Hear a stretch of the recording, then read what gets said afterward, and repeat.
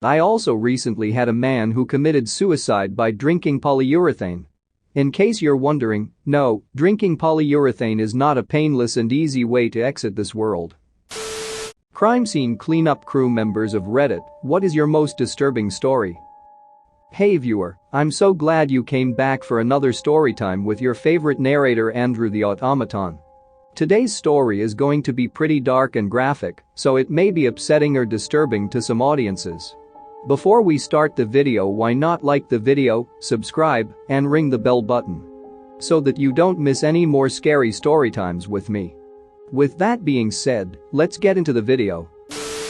I heard a story of a guy who cleans up bodies from people jumping in front of trains. In this one case, they found a body with no head and couldn't for the life of them find the rest of it. In the autopsy room, they saw a tuft of hair coming out of where the head should be and realized he hit the train head-on and his head had caved into his chest through his neck. I was a tow truck driver, and the worst are motorcycle accidents usually.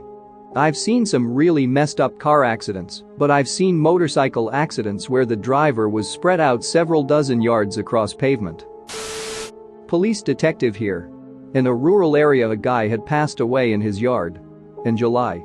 It was 8 days before someone found him. He was partially liquefied, there were flies everywhere, and the stench was quite nasty.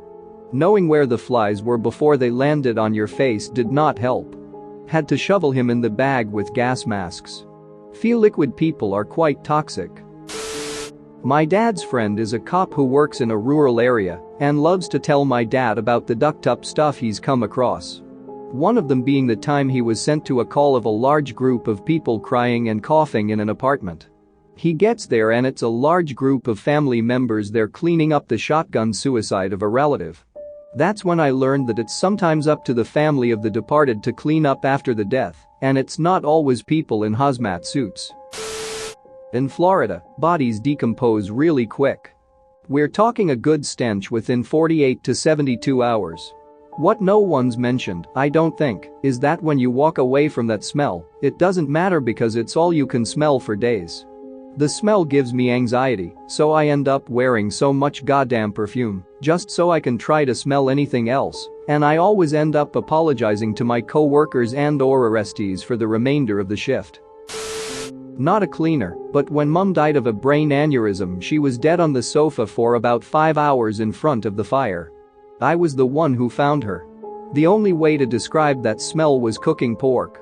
I now cannot eat pork or cook pork for that reason, as that smell will stay with me forever. Edit. The fire was extremely close to where the sofa is. The living room was tiny and the heat was right on her. It was also a freak snowstorm at Christmas time. It was freezing cold. In an old house, so it needed a lot of heat to be semi-warm. EDIT too. No, she did not cook. Hey, search and rescue personnel here. Working in Las Vegas, we see a ton of really messed up stuff. Chances are pretty high that if we are looking for a missing person, we'll find an unrelated subject. Worst one was when we were deployed to find a female stuffed in a suitcase. After recovering the female in the suitcase, the coroner said it was the wrong female in a suitcase, and we were sent back out to find the right one.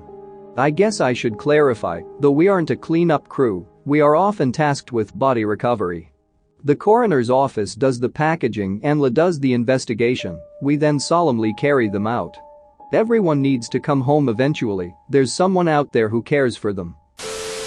I'm not a crime scene cleanup crew, but I did have to clean up my father's brains and blood from the room he killed himself in. The people basically just didn't do a thorough job. There were red streaks down the hallway walls from the blood-soaked bed being taken out, and it's like they didn't have a ladder because the walls of the room were clean until nearly the roof, then you could see splatters. I found a piece of rotted, I'm pretty sure, brain stuck to the top of the curtain rails. There was also a smell we believe was from the blood soaking into the wooden floors, so we had to have those floors replaced. I'm not a professional cleaner, but I have cleaned a murder scene before, unfortunately. My best friend was beat to death with a baseball bat in his home.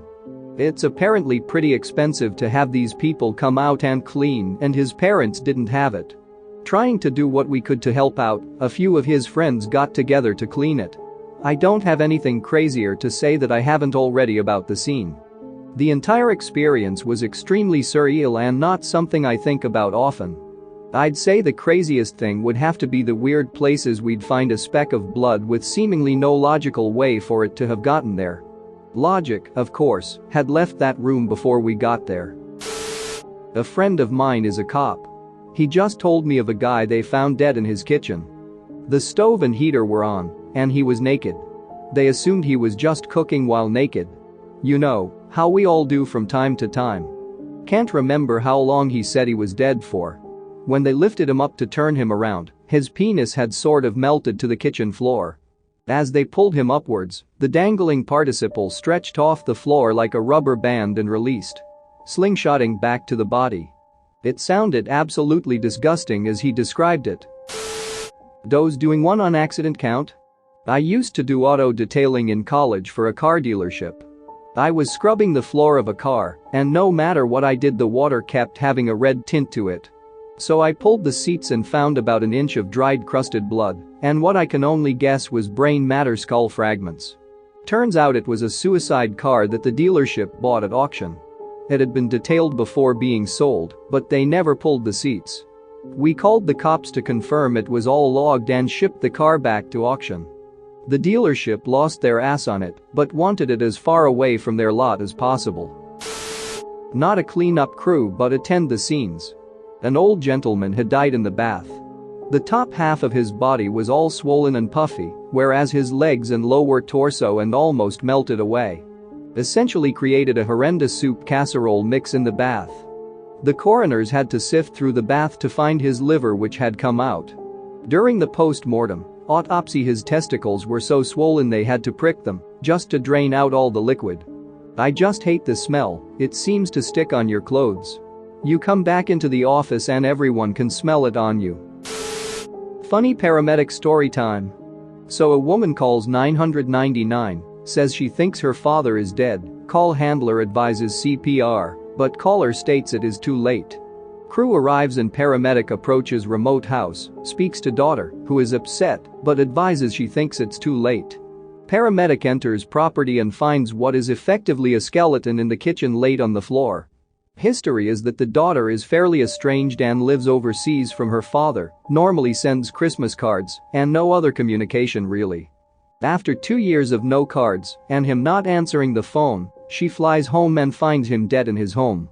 I got this tale third hand on a Bad Jobs Stories night shift chat, so cannot confirm if all details are 100% reliable, but it makes for a nice tale. I've posted this before, but I feel it's relevant here. I'm a police officer and have been on a good number of death scenes. One that sticks out in particular was a suspicious death on the top floor maintenance stairwell of a 5-story apartment building. I arrived and could smell the body from the bottom floor in the lobby. How it took this long for anyone to call in a building filled with 100 people is beyond me. I got in the elevator and began to go up, the smell getting worse with each floor. My corporal was with me and he started to look a bit sick. The door to the 5th floor opened, and I was hit with a smell I will never forget. The poor man was laying face down on the top floor landing, just inside the doorway to the stairwell. He had been there for about 2 weeks in the middle of July in the southeastern United States. The top floor was not air conditioned as it was storage and maintenance, so it was around 100 degrees inside. The man was bloated, leaking his juices everywhere, and his skin was a necrotic black color.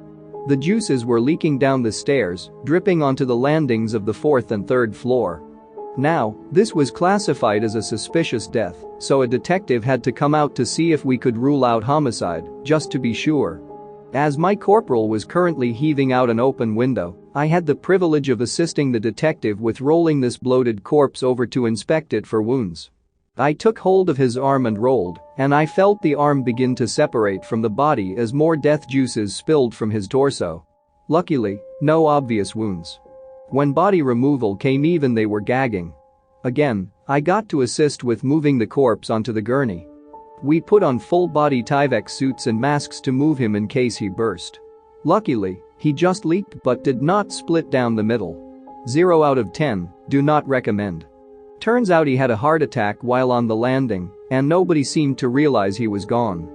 Once he was identified, I realized I met him the week before when he called in about a woman who overdosed on heroin that he came across while mowing yards for work. Woman was given Narcan and survived. Small world. I also recently had a man who committed suicide by drinking polyurethane.